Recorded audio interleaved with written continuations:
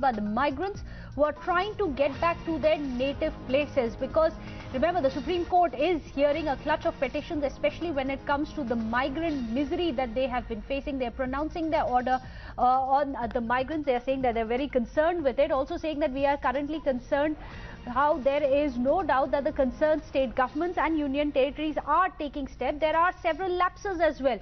So there is a strong word of condemnation there coming in both for the state government as well as union territories. The Supreme Court also said in the process of registration, transportation, providing food and shelter to the migrants, there have been lapses. It is seen that even after registration, the migrants have to wait for a very long time for their turns to come.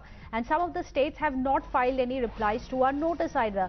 So this is very interesting, because here on Times Now, we have been at the forefront getting you ground reports as to what's really happening, the way that migrants, workers are being forced to defy all norms of social distancing when they go and crowd at railway stations, hoping that they are going to get a ticket back home. As you can see, children, women, all of them sitting and simply waiting for tickets back home because it's badly managed. The railway has said that we've provided the trains as required, but the state governments have failed to notify these trains, to give us a list of passengers, hence the delay. There are other states such as West Bengal, many of whom have said that they are now jittery about bringing some of the trains back, because in states such as Bihar, remember, almost 65% of the cases which tested positive for coronavirus were all those from the migrants, which is why neither their host states nor their home states have been very hospitable to the migrant workers. Sneha Agarwal is joining us, our legal correspondent. Sneha, tell us, what are the observations on the Supreme Court order?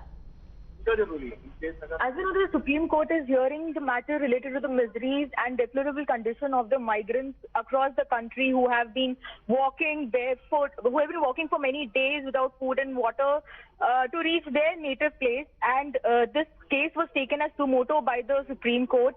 And now the directions are being passed by the Supreme Court, where it is saying that no fare either by train or bus shall be charged for migrant workers. Railway fare to be shared by the state. This is a big development here. This is a big direction which is going to bring relief to several migrants, as we know that the migrants were to pay for the railway fare, and also there were many cases where migrants were paying over 8,000, 10,000 rupees for bus fare as well.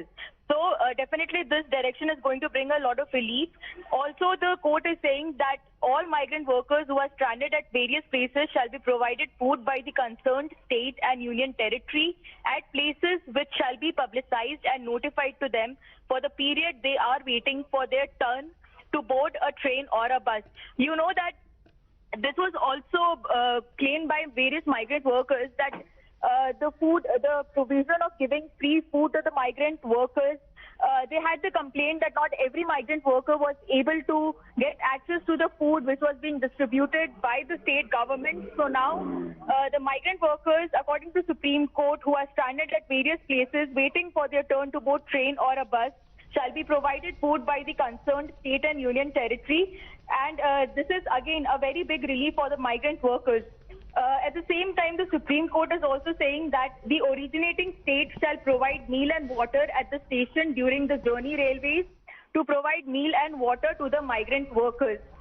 Because of the lockdown, the public places are shut, so therefore it is quite understandable that though these migrant workers are boarding the Shramik trains, the platforms do not have any eatables for them, and also because they are short of money, they don't have enough resources to carry that much food and water with them.